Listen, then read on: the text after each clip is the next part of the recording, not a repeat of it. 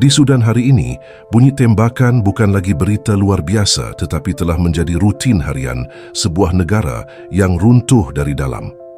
Sejak 15 April 2023, apabila pertempuran saudara tercetus di Khartoum antara Angkatan Tentera Sudan SAF dan Rapid Support Forces RSF, Sudan terjerumus ke dalam salah satu perang saudara paling dahsyat dalam sejarah modennya. Lapangan terbang dibom, istana presiden bertukar menjadi medan tempur, manakala hospital dan kawasan awam diserang tanpa belas kasihan. Menjelang hari ini, jutaan rakyat terpaksa melarikan diri, kebuluran semakin merebak dan negara itu terpecah kepada zon-zon kuasa bersenjata, sementara usaha rundingan damai terus menemui kegagalan. Inilah kemuncak sebuah konflik yang kelihatan meletus dalam sekelip mata, namun hakikatnya diwarisi daripada sejarah panjang pengkhianatan politik, perebutan kuasa ketenteraan dan sebuah negara yang tidak pernah benar-benar diberi peluang untuk hidup dalam keamanan. Jadi dalam episod kali ini, kita akan menelusuri ringkasan sejarah panjang Sudan, bermula dari zaman pra-kolonial, perpecahan Sudan Selatan, hingga kepada perang saudara yang masih berlarutan hingga ke hari ini.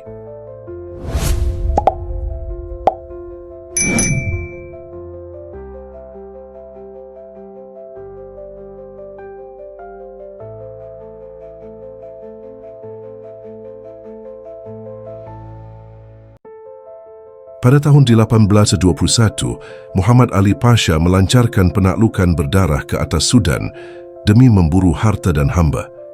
Walaupun wilayah itu berjaya disatukan menjadi sebuah negara moden buat kali pertama, asas penyatuannya adalah ketakutan dan paksaan, bukannya kerelaan rakyat. Takdir berubah pada 1882 apabila British menduduki Mesir demi mengawal terusan Suez. Tatkala kuasa sebenar Kahirah jatuh ke tangan Inggeris, Sudan yang berada di bawah pentadbiran Mesir tanpa rela turut terheret sama ke dalam bayang-bayang percaturan kuasa Empire British. Di tengah kezaliman pentadbiran asing, bangkitlah Muhammad Ahmad Al-Mahdi pada tahun 1881 menyalakan api jihad yang menyatukan suku-suku Sudan demi maruah agama dan tanah air. Kemuncak kebangkitan ini meletus di Khartoum pada 1885.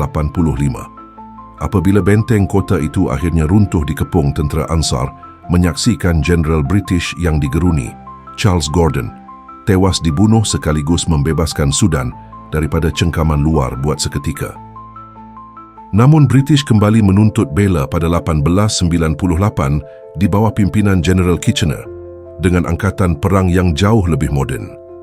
Di medan Omdurman, keberanian pahlawan Mahdi akhirnya hancur lebur di mamah mesin ciptaan industri, iaitu Machine Gun Maxim, yang menukar pertempuran menjadi sebuah penyembelihan berdarah yang mengerikan.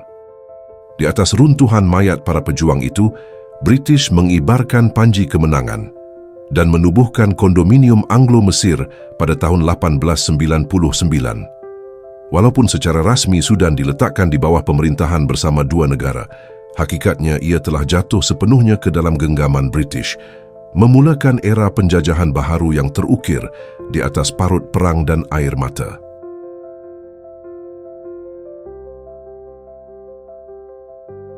Di bawah panji kondominium Anglo-Mesir, Sudan terikat dalam sebuah keamanan yang palsu. British membina apa yang boleh dianggap sebagai tembok halimunan melalui dasar-dasar dan ideologi yang memisahkan Sudan Utara dan Selatan. Melalui dasar daerah tertutup, wilayah utara yang berteraskan budaya Arab dan Islam dipisahkan sepenuhnya daripada wilayah selatan yang berakar umbi tradisi Afrika dan Kristian. Selatan dibiarkan terasing, bahasa Arab dilarang, penyebaran Islam disekat, dan sebarang interaksi antara kedua-dua pihak adalah sangat minimum. Benih perpecahan ini ditanam tanpa disedari, menunggu waktu untuk meletus menjadi sengketa yang tiada kesudahan. Namun angin perubahan tidak dapat dibendung selamanya. Di utara, golongan cerdik pandai lepasan College Gordon mula meniupkan semboyan nasionalisme. Dari gerakan bendera putih tahun 1924 hinggalah ke dewan-dewan graduan dan perhimpunan intelektual, suara menuntut Sudan untuk orang Sudan semakin lantang bergema. British yang semakin lemah pasca Perang Dunia Kedua akhirnya terpaksa akur kepada realiti. Namun dalam ketergesaan untuk berundur, mereka melakukan satu kesilapan yang tragis. Utara dan Selatan dipaksa bercantum semula secara mendadak tanpa persediaan politik, sosial atau keadilan yang seimbang, sekaligus mengkhianati janji autonomi yang pernah ditaburkan kepada penduduk Selatan. Maka, pada tahun 1955, tercetuslah pemberontakan Torit di Selatan, perang saudara paling panjang dalam sejarah Afrika. Dan apabila bendera 3 warna Sudan akhirnya dinaikkan dengan penuh megah di Khartoum, ia sebenarnya berkibar di atas sebuah negara yang sudah pun mula berdarah. Kemerdekaan telah dicapai, namun ia adalah fajar yang retak. Satu bab penjajahan telah ditutup, tetapi mimpi ngeri perang saudara baru sahaja membuka tirainya.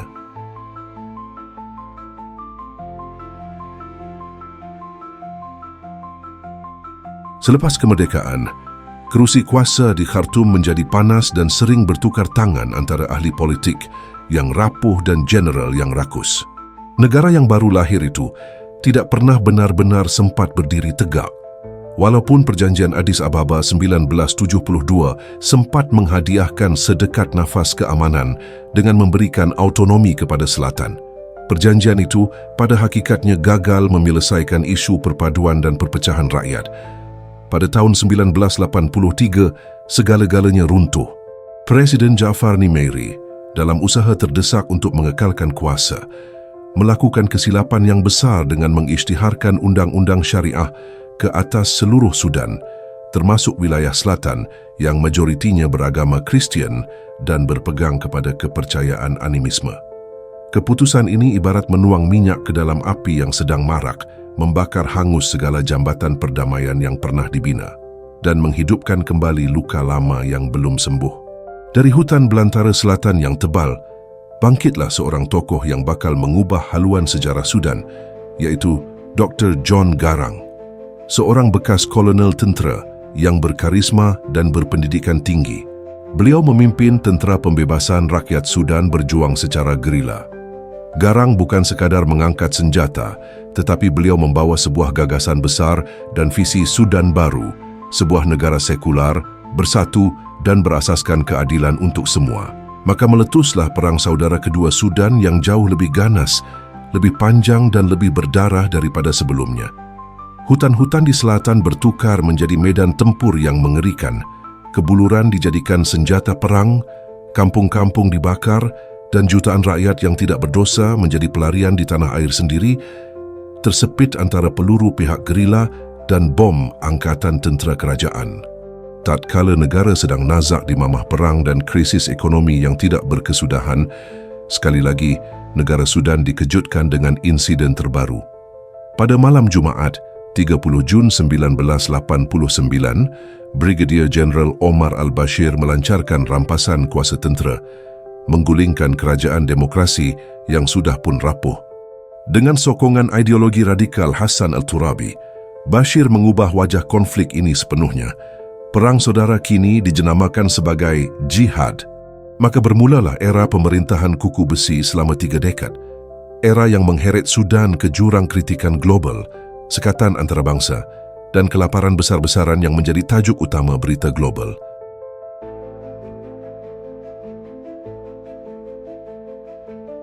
Tatkala perang di selatan masih membara tanpa kesudahan, ufuk barat Sudan pula disambar petir. Pada tahun 2003, wilayah Darfur yang sekian lama dipinggirkan, dilupakan dan dirampas haknya bangkit menuntut keadilan. Namun seruan itu tidak dijawab dengan rundingan atau reformasi. Dari Khartoum jawabannya datang dalam bentuk paling kejam, yaitu kekerasan tanpa belas kasihan. Rejim Omar al-Bashir membiayai dan memberikan senjata kepada puak Arab nomad yang dikenali sebagai Janjaweed. Pasukan Janjaweed bukanlah tentera rasmi kerajaan dan mereka tidak terikat dengan undang-undang. Mereka menyerbu kampung-kampung Darfur, merogol wanita, menyembelih lelaki, membakar rumah dan ladang, sehingga tanah yang subur bertukar menjadi padang jarak padang terkukur. Ia bukan lagi operasi ketenteraan, sebaliknya adalah pembersihan etnik yang terancang. Dunia tergamam. Di hadapan mata masyarakat antarabangsa, Satu genosid berlaku. Ratusan ribu nyawa terkorban, jutaan lagi menjadi pelarian di tanah sendiri. Kekejaman itu akhirnya memaksa Mahkamah Jenayah Antarabangsa, ICC, mengeluarkan waran tangkap terhadap Presiden al-Bashir, menjadikannya ketua negara pertama yang diburu sebagai penjenayah perang ketika masih berkuasa. Namun, walaupun dunia mengecam, darah terus mengalir di bumi Darfur. Ironinya, di tengah-tengah lautan darah dan abu ini, satu laluan keluar mula terbuka di selatan. Pada tahun 2005, perjanjian damai menyeluruh akhirnya dipersetujui, menamatkan Perang Saudara Kedua dan membuka pintu kepada hak penentuan nasib sendiri bagi wilayah selatan setelah berdekad-dekad ditindas. Pada Januari 2011, rakyat selatan beramai-ramai menuju ke peti undi. Tiada senjata, tiada slogan perang, hanya satu tekad yang jelas, iaitu pemisahan dari Sudan. Keputusannya mutlak, tidak boleh dirunding dan tidak mungkin dipatahkan. Maka pada 9 Julai 2011, peta benua Afrika akhirnya terkoyak dua. Republik Sudan Selatan lahir di Juba dengan tangisan gembira dan laungan kemerdekaan, meraihkan kebebasan daripada cengkaman Khartoum. Namun di utara, suasana suram menyelubungi ibu kota. Sudan bukan sahaja kehilangan hampir sepertiga wilayahnya, tetapi turut kehilangan nadi ekonominya kerana 75% telaga minyak kini berada dalam negara Sudan Selatan.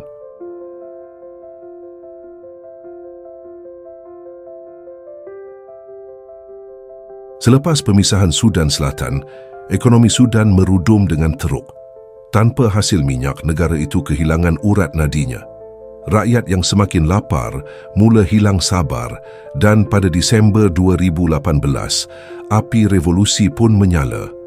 Akhirnya pada April 2019, rejim Omar al-Bashir tumbang hasil dari Pakatan Dua Jeneral, iaitu Abdel Fattah al-Burhan, Panglima Sudan Armed Force, dan Mohamed Hamdan Dagalo atau Hemeti yang mengetuai Rapid Support Force, iaitu angkatan bersenjata tidak rasmi Sudan Kesinambungan dari Janjaweed.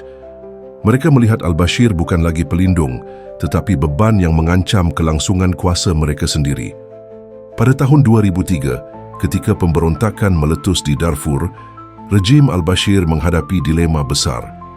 Angkatan tentera Sudan, SAF, terlalu lemah, terlalu berpecah dan terlalu perlahan untuk memadamkan kebangkitan kumpulan pemberontak.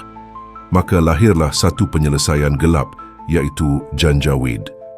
Janjaweed ditubuhkan sebagai angkatan bersenjata pro-kerajaan, berfungsi sebagai senjata tidak rasmi untuk menyaingi dan memintas pengaruh tentera konvensional. Mereka direkrut daripada kabilah Arab Darfur, diberi senjata, kebebasan mutlak dan satu mesej jelas: kesetiaan dibayar dengan kuasa. Sebagai balasan, mereka menjalankan kempen bumi hangus, pembunuhan, rogol, dan pengusiran etnik yang mengubah Darfur menjadi simbol genosid abad ke-21. Di bawah kepimpinan Hemeti, Janjaweed bukan sekadar angkatan bersenjata. Mereka berkembang menjadi entiti ekonomi dan ketenteraan yang berdikari. Kekuatan mereka diperkukuh melalui hubungan luar, khususnya dengan kuasa serantau serta penguasaan lombong emas di Jebel Amer. Melihat potensi dan ancaman ini, rejim al-Bashir cuba menjinakkan Janjaweed dengan menjenamakannya semula. Pada tahun 2013, Janjaweed diberi nama baharu, iaitu Rapid Support Forces, RSF, dan secara rasmi diletakkan di bawah struktur negara. Apabila revolusi rakyat memuncak pada 2019, Burhan dan Hemeti memilih untuk bertindak bersama. Dengan kedua-dua jeneral paling berkuasa berdiri seiring, Omar al-Bashir digulingkan. Dalam tempoh peralihan, kedua-dua jeneral ini berkongsi kuasa tetapi tidak pernah berkongsi kepercayaan. Masing-masing mempunyai agenda dan perancangan sendiri. Apabila Abdel Fattah al-Burhan cuba mengurangkan pengaruh RSF, api perang saudara pun meletus kembali. Pada pagi 15 April 2023, letupan dan tembakan memecah subuh apabila Sudan Armed Force dan Rapid Support Forces mengangkat senjata antara satu sama lain. Api perang tidak terkurung di ibu kota. Ia merebak bagaikan barah, menjalar ke seluruh tubuh negara. Menjelang hujung 2023, perang menelan Gezira, salah satu sumber makanan Sudan, ladang gandum dibakar, sistem pengairan dimusnahkan dan kebuluran mula mengintai berjuta-juta nyawa. Walaupun pihak tentera berjaya merampas semula Gezira dan sebahagian Khartoum pada awal 2025, kemenangan itu diraih dengan harga yang terlalu mahal. Di barat, tragedi yang lebih mengerikan menanti. Kota El Fasher, benteng terakhir Sudan Armed Force di Darfur, akhirnya tumbang ke tangan RSF pada Oktober 2025 selepas pengepungan panjang yang menyeksakan. Kejatuhan ini membuka tirai kepada satu lagi siri pembunuhan etnik beramai-ramai, mengulangi luka genosid lama yang tidak pernah sembuh. Kini, pada tahun 2026, Sudan terbelah, bukan sekadar pada peta tetapi pada jiwa. Timur dan pusat berada di bawah kawalan kerajaan yang memerintah dari Port Sudan. Barat pula dikuasai RSF. Di Kem Zamzam, kebuluran diisytiharkan secara rasmi. Angka kematian sudah mencapai tahap yang menakutkan dan rakyat Sudan terpaksa menjadi pelarian di negara sendiri. Sudan masih berperang, bukan lagi untuk ideologi, bukan untuk agama, tetapi demi kuasa. Dan sekali lagi, rakyatlah yang menjadi korbannya.